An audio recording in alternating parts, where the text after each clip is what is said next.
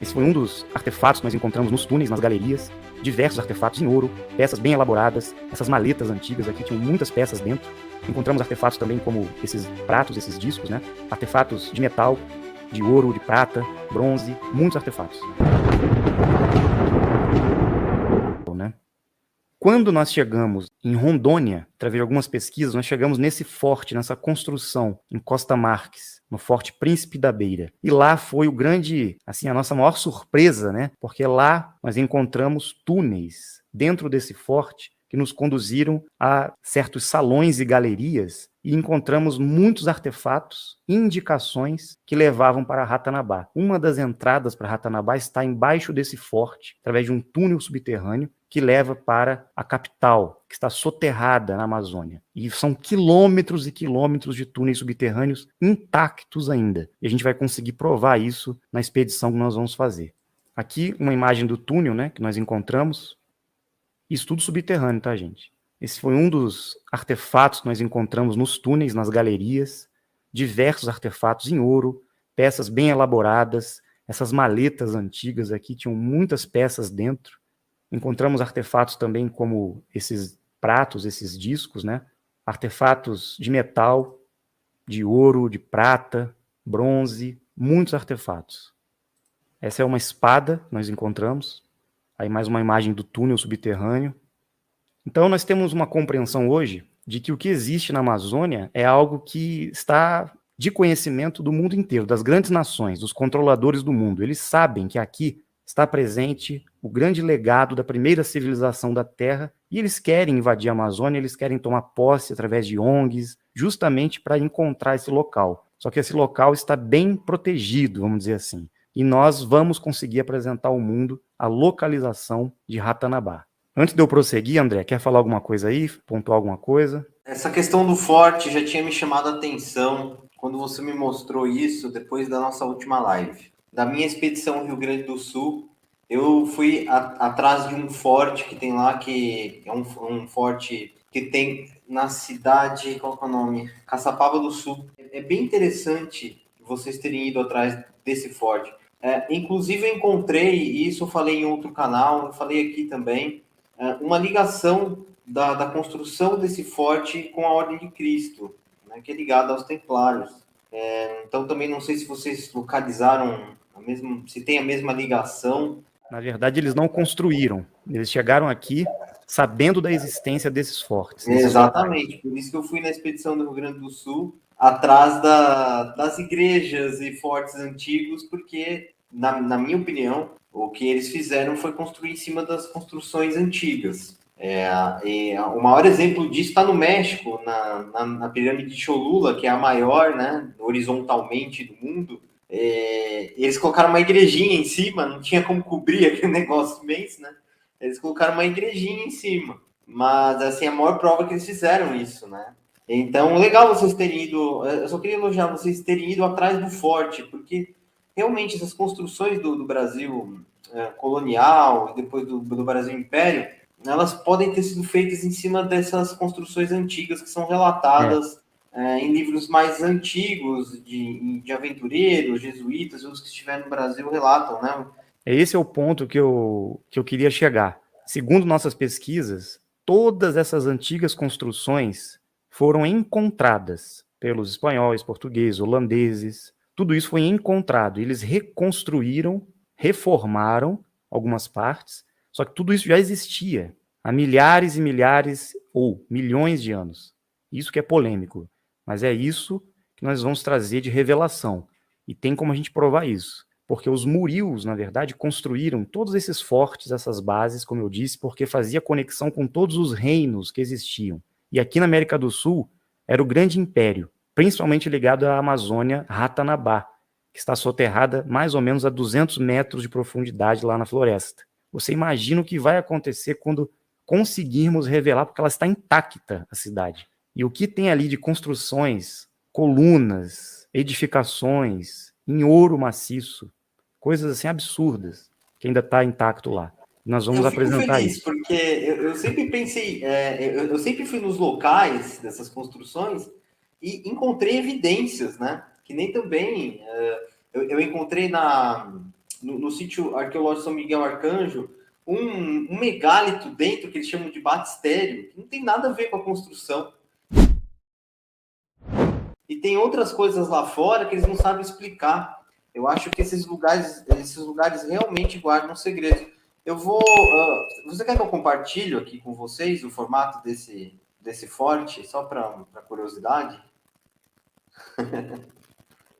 Mais um forte estrela. Esse forte foi construído pelos Exatamente. Murios. Todos esses fortes foram ocupados. Eles existem no mundo inteiro. Eu vou mostrar um videozinho aqui que apresenta esses fortes, né, no mundo inteiro. E foram os mesmos construtores, com a mesma geometria, a mesma arquitetura, só que foram alterados. Alguns foram soterrados, outros estão sobre as águas, outros foram modificados, né, por outros grupos que chegaram, como eu disse, porque eles ocuparam esses locais. E isso a gente tem como evidenciar porque os símbolos que estão presentes nesses fortes, existem muitos símbolos, não só nos fortes estrela, mas também nas edificações que foram vistas como as missões jesuíticas, né, aqueles prédios, aquelas igrejas em pedra, na verdade, eram nos Murios também. Então, não só os fortes estrela, mas as construções de templos em pedra também são dos Murios. Castelos, entre outros. As pessoas acham que foram construídas por povos recentes. Na verdade, foram ocupados. Essa é a primeira premissa que a gente traz. Então, a civilização dos Murios foram os construtores dessas bases em pedra no mundo inteiro. Depois foram ocupados por outros povos. Como é que a gente chegou nessa conclusão? Nós fizemos várias expedições, começando na Amazônia, depois na Rondônia, Paraíba, Mato Grosso do Sul, fomos para o Paraguai, Bolívia, Peru, México, Yucatán, até para a Antártica, né? Nossa equipe conseguiu ir para fazer algumas pesquisas. Fomos para a Espanha, sul da França, Portugal, Egito, Turquia. Na Turquia foi muito interessante, porque a gente conseguiu praticamente quase todos os pontos arqueológicos lá da Turquia, para encontrar as conexões, né? Porque lá, segundo nossas descobertas, era o 7º reino, o reino principal depois da Amazônia. E ainda falta irmos para a Grécia e para a Ilha de Páscoa. Então, todas essas expedições foram conectando os pontos para nós. Nós encontramos muitas evidências. Nós conseguimos investigar, só não conseguimos ir para a Mesopotâmia, para investigar lá no Iraque, regiões da antiga Suméria, né? Mas ainda pensamos ir também. Então, existem muitas evidências conectando símbolos que nós encontramos lá na Amazônia, no Forte Príncipe da Beira, também em várias fortes, né, estrela, estavam presentes em todos esses locais, né, com civilizações antigas e resquícios desses povos. Muito interessante nessa interconexão.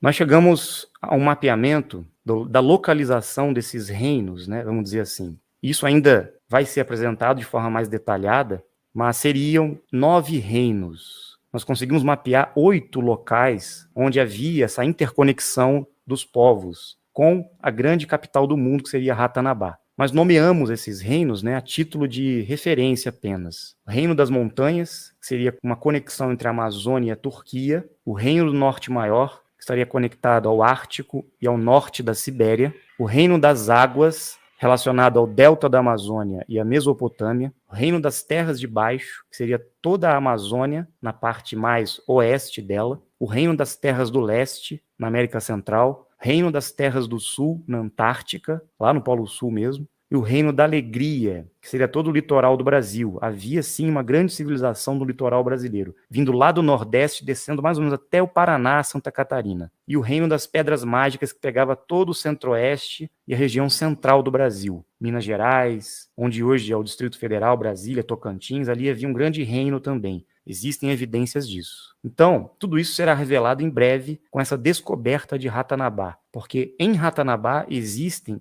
as indicações que vão nos conduzir para todos esses reinos aí. Inclusive, está tudo mapeado lá. Nós vamos encontrar isso e vamos apresentar ao mundo. Aqui são localizações mapeadas das construções escalonadas dos fortes Estrela e de outras bases que tinham conexão com os Murios, que foram encontradas, né? Então essas construções, que muitas delas têm o formato de estrela, é muito interessante, porque são construções que se baseiam numa mesma arquitetura, na mesma geometria, apontando para algum lugar. Todas elas foram construídas em cima de pontos nevrálgicos. Se nós formos pesquisar o campo apontando para algum lugar, eu vou repetir isso, foi o que eu falei ali, que eu falei isso. Do alinhamento. Apontam para um lugar. E todas elas têm túneis subterrâneos, têm galerias subterrâneas, e está tudo fechado, Por que que eles construíram e tomaram posse desses fortes? Ninguém reconstruíram, na verdade, né? Reformaram. Porque ali eram os locais mais importantes dos reinos da antiguidade. Então não é nada recente isso. Esses mapas, mapas de reforma desses locais, de construção, na verdade são reformas, são reconstruções que eles fizeram. Mas por que no mundo inteiro o mesmo formato de forte, a mesma construção no mundo inteiro, né? É muito interessante. E o que está fazendo lá em Rondônia um forte desse? E nós fomos investigar esse forte, né? E descobrimos a entrada para Ratanabá. Aí são as construções, as missões jesuíticas, né? Que também conduzem a essas construções dos murios. Na Anatólia também, tinham muitas construções, né? E um trecho do caminho de Piabiru. Então são muitas evidências, né? Interconectando esses pontos. Aí são imagens da nossa expedição na Amazônia. As entradas que nós encontramos nos túneis, né? Com a ajuda do exército na época, a gente conseguiu adentrar os túneis. Inclusive passa por baixo do rio Guaporé, um dos túneis, tá? É muito interessante, assim, uma coisa de louco, gente. Vocês não têm noção do que tem lá.